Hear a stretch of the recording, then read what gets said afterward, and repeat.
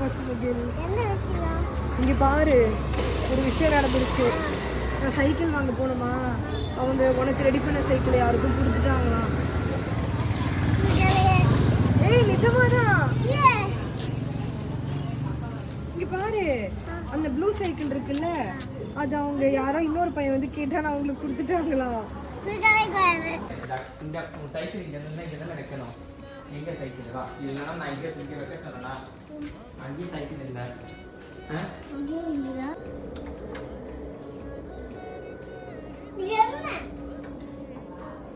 இங்க பாரு, என்ன ஹாப்பியா?